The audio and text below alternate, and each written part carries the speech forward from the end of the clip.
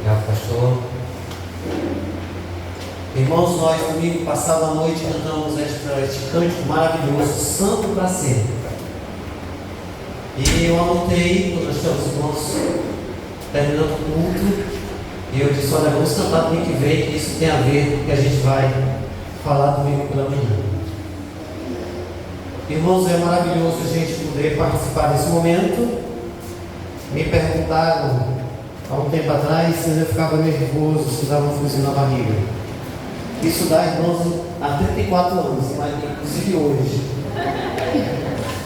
No dia que deixar de dar um friozinho, irmãos, ficou mecânico. E ficar mecânico, Deus está fora. Porque Deus, Ele trabalha também nas nossas emoções. E Deus, irmãos, Ele não é estático. Não, irmãos, Deus, Ele não é parado. Então Deus, Ele está movendo todas as coisas, movendo todo esse momento aqui. Eu quero dizer, irmãos, que a igreja está completando 30 anos, mas eu estou recebendo presente. Amanhã eu completo 29 anos de ordenado ao ministério pastoral. Amém? Na quinta-feira eu completo 5.5. Então, irmãos, a bênção é completa. Então, esse aniversário que seria, né, irmãos, em setembro, nós havíamos pensado para setembro, mas não deu certo, foi mudando e encaixou com essa data, exatamente, irmãos, véspera do meu 29º aniversário de ordenação ao ministério pastoral. Eu quero dizer, irmãos, se eu tivesse que começar de novo, tudo de novo eu vou começar aqui, porque vale a pena. Com Jesus sempre vai valer a pena. Nesses 42 anos de vida cristã, né, irmãos, eu tinha 12 anos na época que eu aceitei Jesus. E se eu tivesse que voltar no tempo, valia a pena voltar ao tempo, porque com Jesus vale a pena. Jesus nunca nos deixa na mão.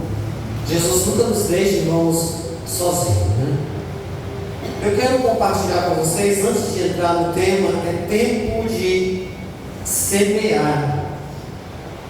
É o tema, irmãos, do texto de Amós, capítulo 9, versículo 13. Mas eu quero, irmãos, compartilhar com você uma crônica de Max Lucado. Você já pode deixar a sua Bíblia aberta em Amós, capítulo 9, versículo, irmãos, de número 13. Mas eu quero compartilhar com você essa crônica de Max Lucado no seu livro Moldado por Deus. Ele diz assim: hoje eu causarei um impacto. Começarei controlando meus pensamentos. O indivíduo é o produto de seus pensamentos. Quero ser feliz e esperançoso. Portanto, terei pensamentos felizes e cheios de esperança. Recuso-me a ser uma vítima de minhas circunstâncias. Não deixarei que inconveniências insignificantes como semáforos, filas e congestionamentos de trânsito me dominem. Evitarei o negativismo e a maledicência. O otimismo será meu companheiro e a vitória o meu alvo. Vou fazer algo diferente hoje. Ficarei grato pelas 24 horas que estão diante de mim. O tempo é uma mercadoria preciosa. Recuso-me a permitir que o pouco tempo que tenha seja contaminado pela autopiedade, ansiedade ou aborrecimento. Enfrentarei este dia alegre como uma criança e a coragem de um gigante. Viverei cada minuto como se fosse o meu último. Quando o amanhã chegar, o dia de hoje terá ido embora para sempre. Enquanto se acha aqui, vou usá-lo para amar e dar. Hoje eu vou causar um impacto. Não permitirei que os fracassos passados me persigam. Embora minha vida possa estar marcada por erros, recuso-me a ficá-los vivendo. Vou admiti-los, vou corrigi-los, mas prosseguirei vitoriosamente. Nenhum fracasso é o fatal. Se tropeçar, me levanto outra vez. Se cometer enganos, fico de pé novamente. Hoje vou causar um impacto. Vou passar tempo com aqueles que amo: minha esposa, meu marido, meus filhos, minha família. O homem pode possuir o mundo e mesmo assim ser pobre por falta de amor. O homem pode não possuir nada, mas mesmo assim ser rico de amizades. Vou passar hoje pelo menos 5 minutos com as pessoas importantes do meu mundo. 5 minutos com qualidade. 5 minutos conversando, abraçando, agradecendo ou ouvindo. 5 minutos sólidos com meu cônjuge, meus filhos, meus amigos. Hoje vou causar um impacto em meu mundo. Amém? Amós, capítulo 9, versículo 13. A melhor tradução é essa aqui, irmãos. Pedi para a Tati colocar a versão da NVI. Porque essa tradução da NVI, irmãos, ela é a melhor, porque ela fala, irmãos, de uma forma mais contundente. Porque até na colocação dos verbos, na minha tradução revista e atualizada, diz assim: eis que vem dias.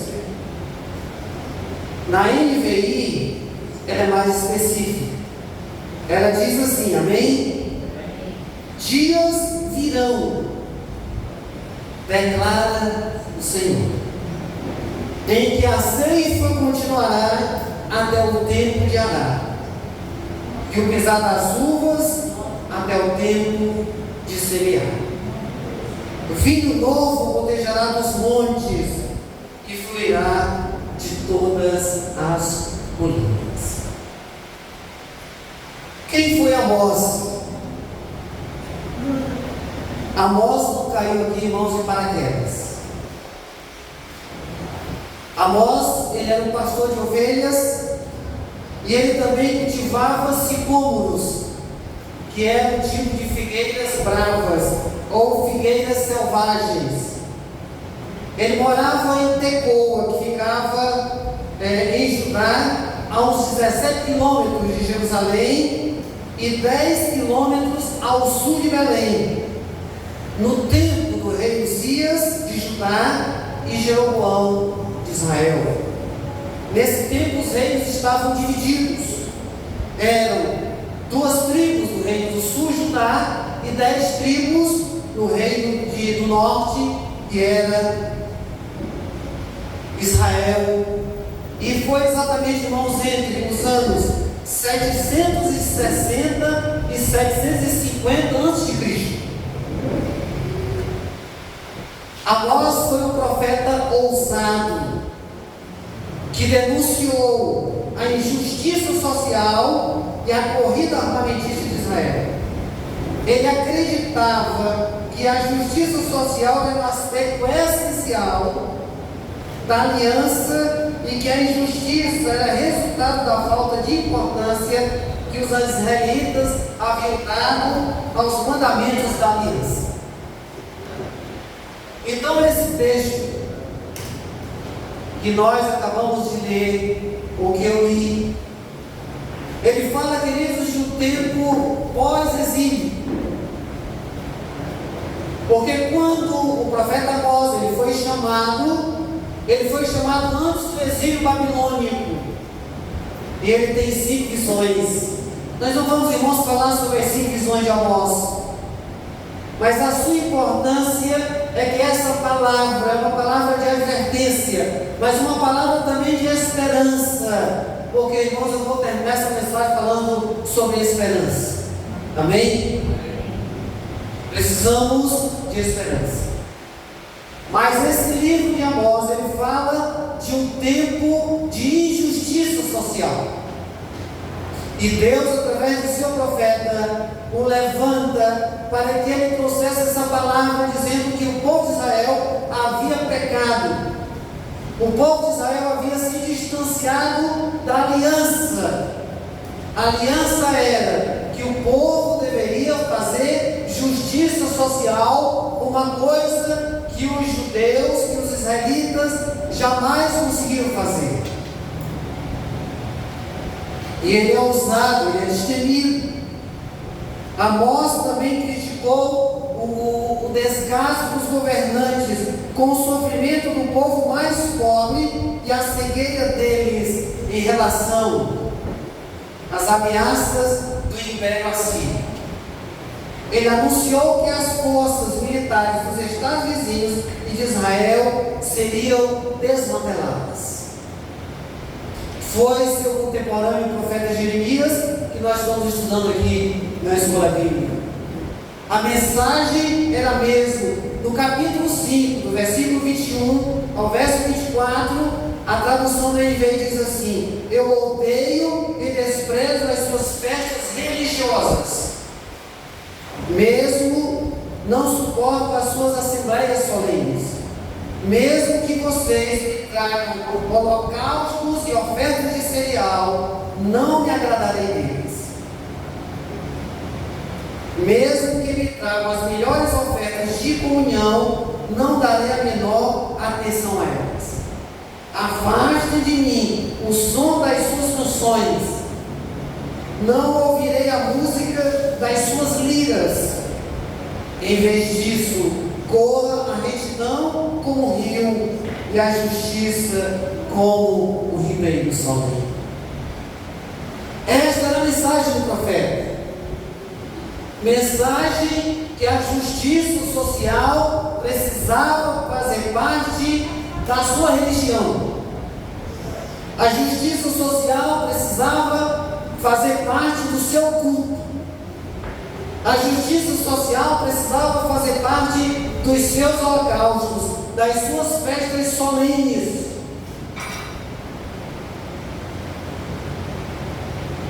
Ainda hoje, irmãos, nós não podemos ter apenas uma religião que agrada apenas a alma e nós fechamos os olhos para o nosso bairro, para a nossa cidade, para o nosso estado e para o nosso país. A nossa religião não pode apenas aquecer o nosso coração e simplesmente isso. Eu não posso apenas ficar feliz porque adorei ao Senhor no domingo e durante a semana eu fecho meus olhos. Não vejo nada, não sinto nada, nada eu me importo. A religião que nós adotamos, ou o cristianismo que nós vivemos, é um cristianismo que precisa lutar, precisa estar alerta pela justiça social, pela justiça por aqueles que são os mais vulneráveis da nossa sociedade. Capítulo 9, verso 13, ele diz assim, irmãos: os dias virão. Por que eu disse que essa tradução é melhor, irmãos? Porque aqui ele usa o verbo no futuro do pretérito, virão. Na minha tradução ele diz apenas: eis que dias vêm, ou vem dias. Mas ele está, irmãos, falando de um futuro, de uma esperança. O povo iria para o cativeiro, mas eles iriam voltar 70 anos depois. E esse texto está dizendo que eles iriam voltar. Eles iriam voltar a plantar. Eles iriam voltar a colher. Amém, igreja? Amém. Por isso que o tema é tempo de semear. Porque nós estamos plantando. Nós estamos semeando. Nós estamos movendo esse mundo com a graça de Jesus. E à medida que nós movemos esse mundo com a graça de Jesus, com a nossa presença como sal da terra e como luz do mundo, o mundo não pode continuar do mesmo jeito. Deus estava falando ao seu profeta através dessas palavras sublimes, que ele apontava para o futuro no qual os judeus serão restaurados à sua própria terra. Seria um tempo de restauração, por isso que o verbo melhor aqui é o futuro do pretérito, é um tempo futuro, é um tempo que está se aplicando para hoje. Nós estamos sendo alcançados por esse tempo, não apenas pelo tempo verbal, pelo tempo aqui, irmãos, da palavra em si, mas pela graça de Jesus. Eu, você, nós fazemos parte dessa igreja, dessa caminhada, desse processo, desse processo comunitário. A gente não está aqui apenas por estar. Ah, que café maravilhoso! Quando o pastor Adriano falou, irmãos, do bolo de banana, eu pensei ali, olha, se eu também não comer esse bolo, não tivesse comido esse bolo, irmãos, eu ia perder a metade da coroa, viu, irmãos? Tudo maravilhoso. Como é maravilhoso esse momento aqui de café, esse momento de almoço, de almoçar juntos. Para mim, irmãos, o almoço na igreja só vale a pena se almoçar aqui. Porque eu gosto, irmãos, é da resenha. Eu gosto, irmãos, é de ficar com os irmãos conversando. Eu gosto, irmãos, é de estar no meio do povo de Deus. Irmãos, pegar aqui uma quentinha para comer em casa perde a graça. Para mim, perde a graça. Eu gosto, irmãos, de vir para cá, estar aqui, estar junto com os irmãos, da gente, irmãos, estar nesse momento aqui juntos, e é isso que faz a diferença, porque nós estamos aqui no ensaio da eternidade, amém? Por isso que quando esse texto diz que dias virão, é porque nós hoje fomos alcançados por esta palavra, fomos alcançados por esta graça. Por isso que o teólogo diz, que são palavras sublimes, o seu chefe diz que são palavras sublimes, exatamente porque, irmãos, não é uma palavra qualquer. Isso aqui está falando de mim, de você, está falando de nós. Isso é maravilhoso. Nós não podemos fazer parte de um cristianismo que, irmãos, a gente vive assim só por viver. Ah, eu vou para a igreja só por ir. Ah, eu oro só por orar. Ah, eu participo de uma comunidade de fé só porque o meu nome está rolado no Rod Campos. Não, queridos, isso não vale a pena. O que vale a pena é a nossa interação, é o nosso envolvimento. E quando a nossa motivação está santificada, veja bem, quando a nossa motivação está santificada, o nosso tempo, os nossos dons, o nosso dinheiro, tudo isso estará a serviço do Senhor. Porque a nossa motivação está santificada. Mas quando a motivação não está santificada, tudo é uma dificuldade. Não há envolvimento, não há participação, a pessoa não cresce, a pessoa não se envolve. Mas eu quero, irmãos, falar 3 coisinhas para vocês aqui. A primeira, IBE 30 anos. A primeira é a história de compaixão e restauração. Essa tem sido a marca da IBE, que vai continuar, pois o seu DNA é agir sempre nesse sentido. Não podemos abrir mão de lutar pela justiça social, como o profeta Amós bem destacou na sua palavra. Não apenas podemos espiritualizar, entre aspas, a nossa religião e viver à parte como se vivêssemos fora do mundo. Jesus disse: não peço que eu tire do mundo, mas que os livres do mal. Mas eu quero falar também, quando a gente fala de história de compaixão e de restauração, me veio à mente falar desse camarada chamado Henry Nouwen. Talvez você já tenha ouvido falar nele alguma vez. Porque quando nós falamos de compaixão, de restauração, me veio à mente o nome deste homem, deste teólogo, deste ex-padre holandês, que viveu apenas 64 anos. Se ele fosse vivo, estaria com 98. Aliás, irmãos, com 92 anos. Mas ele faleceu em 1996, aos 64 anos. Mas durante a sua vida, como padre, como professor universitário, porque ele foi professor de Harvard e também era psicólogo, e também na Universidade de Yale, nos Estados Unidos. Mas ele terminou a sua vida como professor em Ontário de teologia, em Ontário, no Canadá. Mas não apenas isso, mas cuidando de pessoas com deficiência mental. O que isso tem a ver com a história da igreja? Quantas pessoas já chegaram aqui quebradas, feridas, e foram restauradas, e foram atendidas e continuam sendo atendidas com compaixão. O que está funcionando nas dependências da igreja aqui de segunda a sexta, esse projeto de alimentar as pessoas, esse projeto do governo do Estado de socorrer as pessoas, isso, queridos, é uma história de compaixão. De compaixão.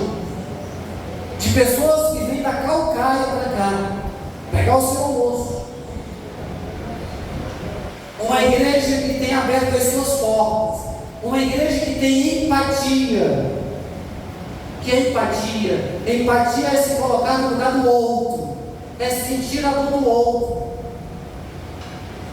E esse homem, ele disse o seguinte, uma frase dele muito interessante, e ele disse o seguinte,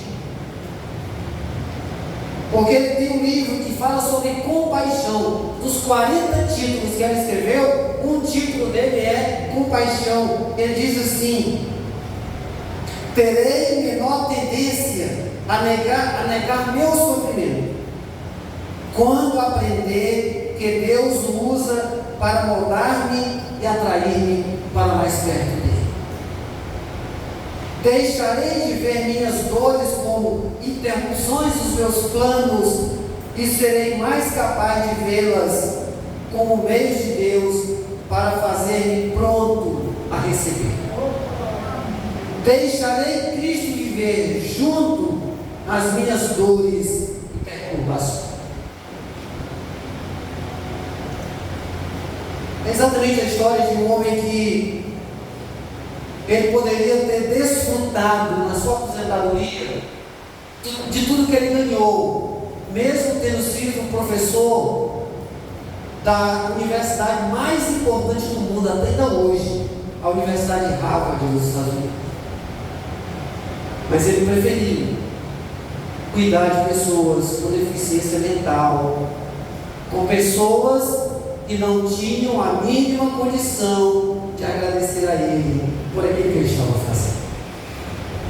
E isso, irmãos, é uma história de compaixão e de restauração.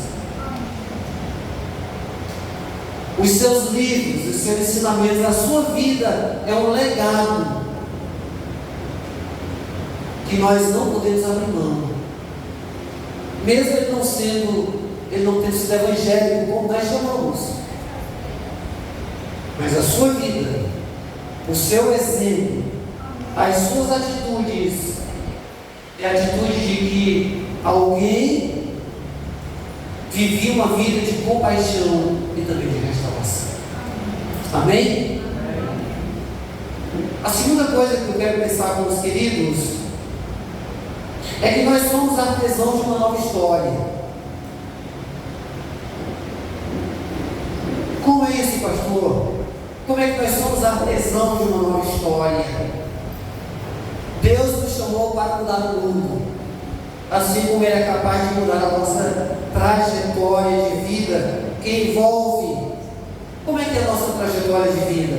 Ela envolve cultura, ela envolve costumes, ela envolve família, ela envolve vida eclesiástica, que é a vida da igreja, para sermos a imagem de seu Filho Jesus. Paulo, escrevendo aos Colossenses, capítulo 1, versículo 13, ele diz que Ele nos libertou do império das trevas e nos resgatou para o reino do Filho do seu amor. É possível nós sermos artesãos de uma nova história? Claro que é possível. Nós somos desafiados a sermos diferentes, não no uso de usos e costumes. Se você veste uma roupa, se você fala determinadas palavras, você é um crente. Não é isso. Mas abre mão do velho fermento, da hipocrisia e de uma religião da aparência, que busca apenas a forma e deixa de lado a essência. Essa forma que não agrada a Deus. Conversando com o irmão Paulo Roberto, no dia 7 de setembro, naquela viagem que fizemos ao Rato, ele me disse: pastor, já fui artesão, e eu pude perceber como se restaura um objeto que parecia sem valor ao seu real valor, tendo admiração por todos aqueles que veem. Obrigado, irmão. Durante muito tempo o irmão Paulo trabalhou com isso. Ele era artesão. Ele trabalhava com barro e disse: pastor, eu pegava um vaso quebrado, e ali eu ia usando alguns materiais, algumas massas. Depois eu aplicava um selante. Depois eu aplicava uma tinta. E aquele vaso quebrado foi completamente restaurado. E agora ele pode ser novamente vendido. Ele pode ser levado para uma exposição. Ele pode ser levado para uma feira. Ele pode, irmãos, ele pode agora adornar uma sala. O apóstolo Paulo disse que numa grande casa não há apenas, escrevendo a Timóteo, não há apenas vasos de honra, mas vasos de desonra. Mas ele disse que se nós formos vasos de honra, nós seremos usados de uma forma extraordinária para a glória de Deus. Nós podemos ser esses artesãos. Artesãos não necessariamente que vamos restaurar vasos, ou como o irmão Paulo também trabalhava com cordas, né, irmão Paulo? Você trabalhava com cordas e levava lá para o centro artesanal Luiz Otávio, não era isso, irmão Paulo? E ali, irmãos, fazia o maior sucesso. Meus irmãos, e o irmão Paulo, não apenas em Fortaleza, mas o irmão Paulo chegou aí até o Rio Grande do Sul, né, irmão Paulo? Foi até para a França, Portugal, olha aí, irmãos. Quem não sabia, olha aí, irmãos, esse passeio do dia 7 de setembro, ali deu seu dia e não me rendeu, irmãos, subsídios para a mensagem. Como Deus é maravilhoso, né, irmãos? É exatamente isso. o pregador, irmãos, ele precisa estar atento a todos os detalhes, a tudo que vai acontecendo na sua vida, ao seu redor. Aí a gente pode, irmãos, à medida que eu fui, esses dias iam passando, Deus ia me trazendo à memória isso que eu estou falando para você hoje. Então, meus irmãos, se Deus conseguiu levar o irmão Paulo tão longe, fazendo um trabalho que para algumas pessoas é muito simples, mas ele foi longe. Nós também podemos ser artesãos de uma nova história.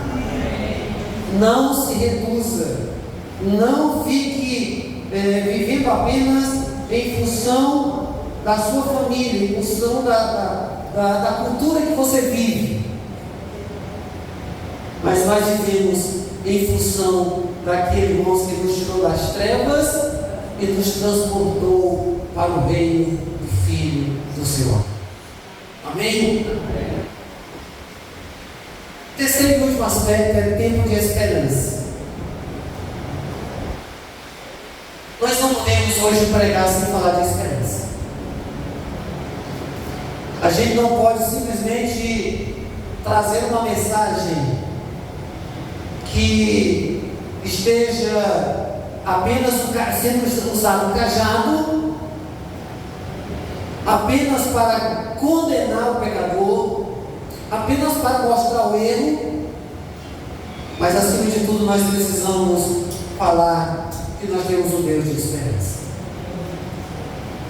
Esperança também no verbo esperançar. Esperança não é apenas uma esperança qualquer, mas ela vem do verbo esperançar, algo que você crê, que você tem convicção que Deus vai realizar na sua vida. Amém? É essa a esperança que você espera? Ou é uma esperança longe, vaga, distante? Isso não vai acontecer não na minha vida. Isso não vai acontecer. O pastor Zé, quantos lembram aqui do pastor Zé? 21º aniversário da igreja, 2015, agosto de 2015. Ele disse: enquanto houver esperança, haverá vida. Nós somos ensinados que enquanto houver vida, haverá esperança. Houve aqui uma mudança. Enquanto houver esperança, haverá vida. Ele diz também uma frase que eu não esqueci, tanto é que eu anotei para não esquecer, e diz assim: a vida é o palco da nossa espiritualidade. A vida é o palco da nossa espiritualidade. É hoje, é amanhã, é terça, é quarta, é quinta, é sexta, é sábado, é domingo. A vida é o palco da nossa espiritualidade. Não pode ser reduzida apenas ao domingo à noite. Não pode ser reduzida apenas a domingo pela manhã na escola bíblica. Não pode ser reduzida apenas ao culto da quarta-feira à noite, ao culto de oração. Zacarias, no capítulo 9, verso 12, diz assim: voltem à fortaleza, ó prisioneiros da esperança, pois hoje mesmo anuncio que restaurarei tudo em novo para vocês.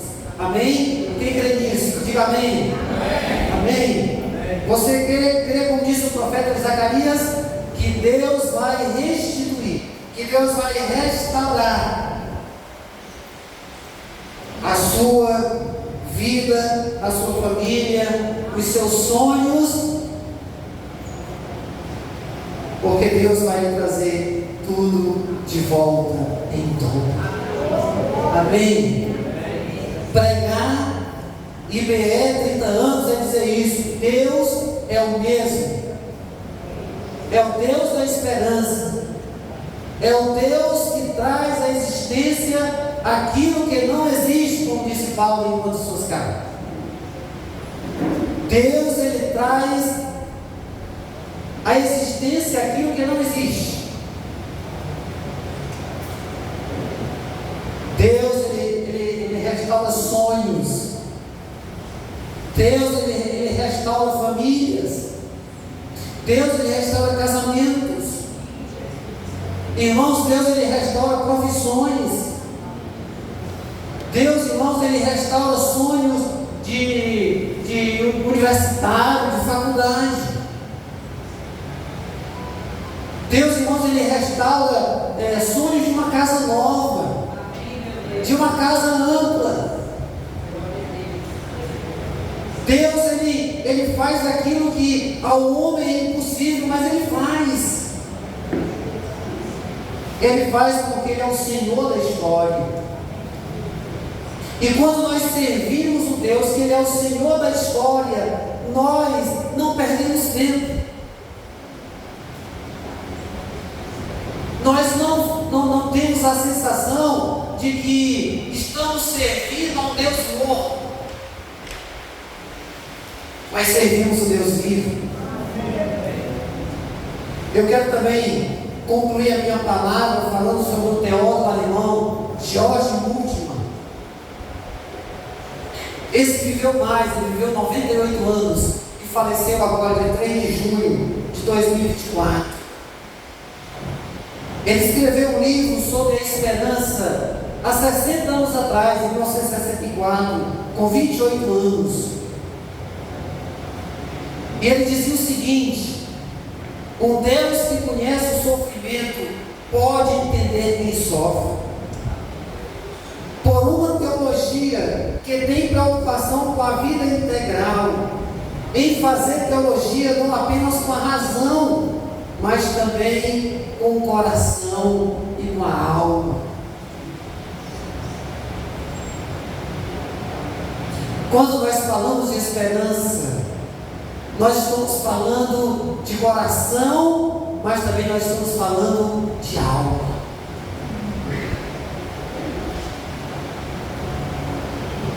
Porque a vida, queridos, ela é exatamente isso. Ela é coração, aquilo que está dentro da gente. Mas ela também é alma. Porque é a nossa ligação com o Senhor, é a nossa relação com Deus, é a nossa vivência diária, com experiências extraordinárias, com experiências que somente nós e Deus podemos mensurar. É exatamente isso que marcou a vida do teólogo alemão George Multmann, conhecido como teólogo da esperança. Ele esteve no Brasil em 2008, falando para teólogos, falando para pessoas que estudam sobre Deus, sobre religião e que querem aprender e que querem também crescer. 30 anos é um marco na vida de uma igreja que pulsa, de uma igreja que vibra, de uma igreja que é sal da terra e também é luz do mundo. Parabéns, IBE.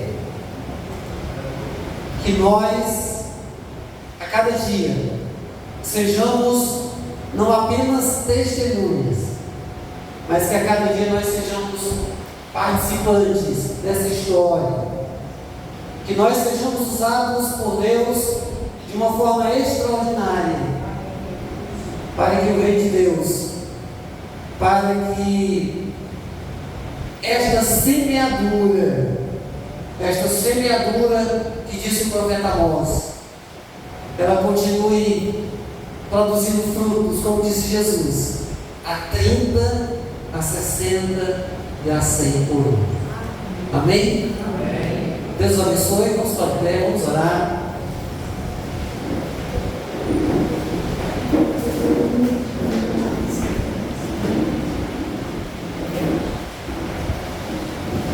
Senhor, nós queremos te agradecer por tão grande privilégio, o privilégio, Senhor, de fazer parte de uma comunidade de fé, que vibra, que pulsa, que, ó Deus, que é artesã de uma nova história, no Núcleo de Esperança, em Fortaleza, no Ceará. que, ó Deus, tem, mesmo com poucos recursos materiais, mas aqui nós temos vidas que se dedicam, que oram, que trabalham, para que outras vidas sejam alcançadas pela compaixão e pela misericórdia do Senhor. Amém. Senhor, nós te louvamos, porque ó Deus, chegamos até aqui, e ó Deus, nós nos alegramos, porque esta igreja tem marcado as nossas vidas, e que ó Deus, a cada dia possamos também marcar a vida de todos aqueles que chegaram até nós, de todos aqueles que forem, ó Deus, marcados pela tua presença, a presença não apenas salvadora, mas também a presença restauradora de um Deus que age com compaixão, com graça, ó Deus, para restaurar o ser humano em toda a sua vida integral. Muito obrigado, ó Deus, por tudo. Nós te agradecemos pelo dia de hoje, te agradecemos, ó Pai, por este culto, pela tua presença em nossas vidas, e como diz a tua palavra, aquele que começou a boa obra, de completá-la até o dia de Cristo Jesus, nosso Senhor.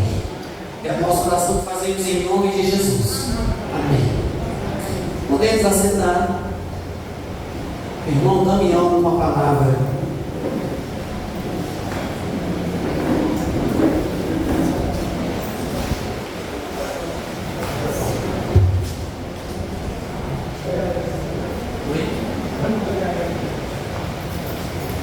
Paulo está dizendo que quer entregar sua vida a Jesus. Amém. Louvado seja Deus.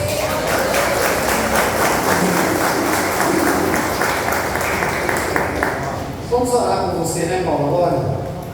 Paulo já teve um tempo com a gente, mas hoje ele está vindo, então vamos orar então.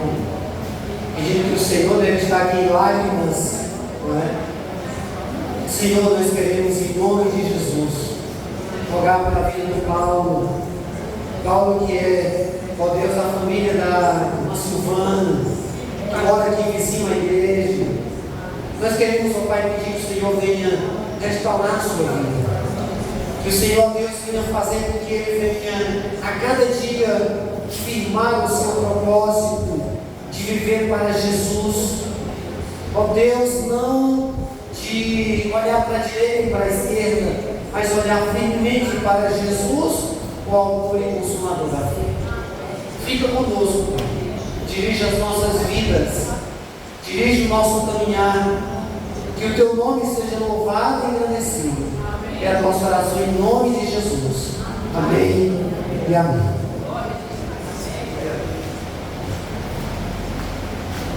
Irmã Juliette, com a palavra.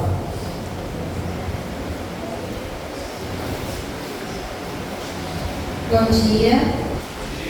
Nós vamos iniciar esse momento do nosso culto com a apresentação e menção honrosa aos nossos vice-presidentes que serviram a Igreja Batista durante esses 30 anos. Então, à medida que eu for chamando os nomes, vocês podem se posicionar aqui na frente para receber um pequeno reconhecimento. E fiquem aqui e vai orientar vocês, tá? A nossa lista de vice-presidentes presentes nessa manhã. Vamos iniciar com a Elizabeth Teixeira Carvalho, que foi vice-presidente durante o mandato do pastor Afonso de 25 de maio de 1997 a 14 de junho de 1998. O pastor Raimundo Nonato Neto, de 20 de maio de 2000 a 27 de novembro de 2005, sobre a presidência da pastora Elizabeth Teixeira.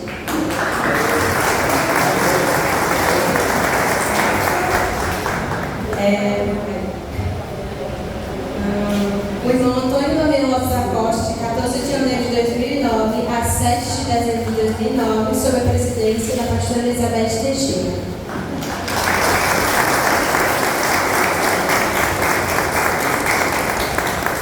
O irmão Carlos Francisco da Silva, de 7 de dezembro de 2009 a 31 de dezembro de 2010, sob a presidência da pastora Elizabeth Teixeira. Ele não está no momento, mas sua esposa pode vir receber no nome dele.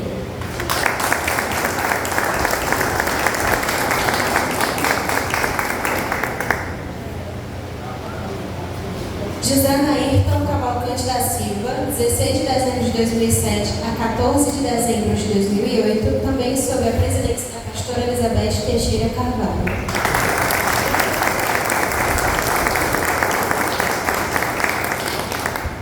Mais uma vez, o irmão Antônio Gabriel Lopes da Costa, em 30 de outubro de 2011, que é o atual vice-presidente, sob a presidência da pastora Elizabeth Teixeira. E, por fim,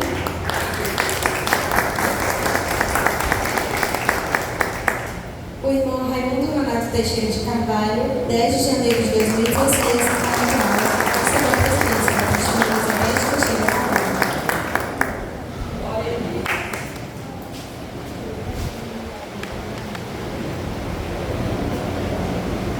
Todos foram chamados. Momento de foto. Vira pra cá.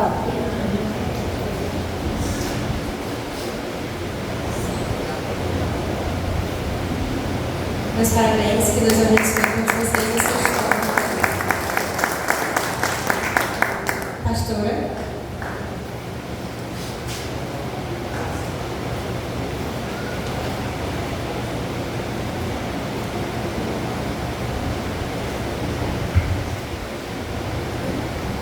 Queremos agradecer esse reconhecimento. Faltou o pastor Raimundo e o pastor Abraão Secundino, né? Eles vão receber em tempo posterior. Queremos agradecer, e é interessante que a placa também tem um período, né, aqui registrado, e é um prêmio justo. Agradecemos de coração. Às vezes se pensa que o vice-presidente é uma pessoa que não faz nada, mas não é verdade. O vice-presidente trabalha, pelo menos aqui na igreja, né? Ele tem funções específicas, tem trabalho específico, e eu quero agradecer porque todos têm brilhado e nos ajudado de forma extraordinária. Agradeço de coração esses 26 anos que eu estou na presidência, todos esses vices que estiveram ao meu lado, me ajudando a igreja e, como disse o pastor Leonardo, de forma tão justa, fazendo com que essa igreja seja muito maior do que muitas vezes a gente está vendo, né? Então, os vice-presidentes têm seu lugar de importância, de trabalho reconhecido, e eu espero que essa pequena placa, que foi uma ideia do irmão Damião, essa placa possa lembrar cada um o trabalho, a marca ou as marcas que têm sido deixadas ao longo desses 30 anos de história, e que Deus venha nos ajudar e nos abençoar. Amém. Então, obrigado. Vamos ficar em pé. Vamos agora agradecendo e depois eu vou fazer o fechamento. Senhor, muito obrigada pela vida de todos esses vice-presidentes, do qual também eu fui vice-presidente do pastor Abraão, que também foi vice-presidente do pastor João, e aí, a partir daí, Senhor, toda uma história, todo um registro na história linda, maravilhosa da IBE. Muito obrigada por estas vidas, obrigada, Senhor, por todo esse trabalho impactante, marcante, que tem sido realizado em equipe nesse lugar. Nós agradecemos de coração e pedimos que o Senhor faça prosperar ainda mais a tua igreja, que esse ciclo de 30 anos seja apenas um pequeno alicerce para tudo que o Senhor sonha, para o que ainda pode vir, que eu creio que vem um novo tempo, um grande tempo. Muito obrigada. Abençoe o pastor Leonardo, nosso irmão Ayrton, abençoe o irmão Damião, pastor Carlos Francisco, representado na vida da irmã Fátima, sua esposa, também pastor Raimundo Neto, pastor Abraão Secundino, e a minha vida. Eu agradeço de coração o privilégio que eu tenho tido em todos esses anos de viver essa história, de testemunhar dessa história e de ter contribuído também de alguma forma, trazendo o que o Senhor me confiou e tem me confiado. Muito obrigada. Abençoe cada família e que a boa mão do Senhor nos conduza em essa travessia e um novo tempo que já está surgindo. Agradecemos em nome de Jesus. Amém. Amém. Ainda em pé, como vocês estão, nossos vice-presidentes podem sentar. Só concluindo o culto que está em Efésios, no capítulo 3, apenas a oração de Paulo, que eu gosto tanto.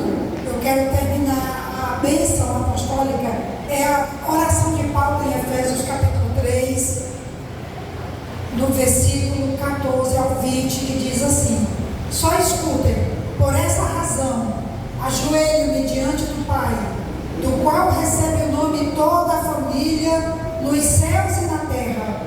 Oro para que, com as suas gloriosas riquezas, Ele os fortaleça no íntimo do seu ser, com poder, por meio do seu Espírito, para que Cristo habite no coração de vocês, mediante a fé. E oro para que, estando arraigados e alicerçados em amor, vocês possam juntamente com todos os santos compreender a largura, o comprimento, a altura e a profundidade, e conhecer o amor de Cristo, que excede todo conhecimento, para que vocês sejam cheios de toda a plenitude de Deus. Aquele que é capaz de fazer infinitamente mais do que tudo que pedimos ou pensamos, de acordo com o seu poder que atua em nós. A Ele seja a glória na igreja e em Cristo Jesus por todas as gerações, para todo sempre. Amém. Amém. Com essa oração nós nos despedimos agora, até logo mais às 17 horas, quando nós reabriremos a conclusão desse aniversário, que pode parecer que ele é pequeno, mas não é, porque não medimos um evento pela sua duração de tempo, mas pela sua significância, pela sua força e, acima de tudo, pelo seu registro. Hoje estamos aqui como que coroando, colocando aquela última cereja no bolo de um aniversário que começou há 30 anos atrás. Sim. Então não é um final de semana, ou uma semana, ou um mês, não, foram 30 anos. E que nós dizemos: obrigada, Senhor. Obrigada, Senhor. Porque se não fosse o Senhor, nós não teríamos chegado até aqui. E olhar hoje para nós, os que conseguiram chegar presencialmente, não só para comer, mas para encontrar, para abraçar, para se emocionar. Depois de uma palavra tão preciosa que o pastor Donato nos trouxe, eu estava ali no banco tentando anotar, né, porque ele consegue memorizar, trazer as datas, coisa linda que Deus deu para ele, a mente extraordinária, né? Ele sabe quem morreu, quem não morreu. Eu só sei que eu não morri. Eu só sei que eu não morri, mas não dá tempo na minha cabeça. Mas ele registra. Não sabia nem que último eu tinha vivido tanto. Só acompanha aquela história do padre, eu e não, que eu adoro, que eu amo. Mas os outros, não sei quem é quem. Ele registrou até a morte. Deus o abençoe. Que palavra preciosa, pastor Donato. Deus te abençoe, continue te abençoando. E a nossa igreja, que temos a alegria de celebrar 30 anos. E eu diria para os irmãos, estamos fechando um ciclo. A igreja precisa ter essa alegria. Porque com 30 anos, quem é criança se torna jovem. E quem é jovem pode se tornar adulto. A igreja agora precisa ver esse novo tempo como um tempo de maturidade em todos os seus caminhos. Nada de meninice. Porque a pastora não está aqui, não vai prestar, vai ficar melhor. Porque nós estaremos juntos. Onde quer que eu esteja, todos os meus esforços estarão aqui. E eu quero dizer da minha gratidão profunda, né? Esse é o meu terceiro prêmio com a Igreja Batista Esperança, com as 2 medalhas, que eu guardo tudo com muito carinho, muito valor, porque Deus me deu de presente essa história a ser vivida. Mas tem mais histórias a serem vividas. Então deixa o Espírito Santo passear entre nós. Deixa o Espírito Santo realizar mais histórias, porque tem muito mais para Ele fazer. E eu creio que será ainda mais glorioso, porque está chegando um novo tempo. Eu sinto esse cheiro de um novo tempo para a glória dele. Amém? Que a graça do nosso Deus, o amor de Jesus Cristo e esse cheiro do novo tempo que o Espírito Santo está trazendo seja sobre a vida da Igreja Batista Esperança. E que nós tenhamos maturidade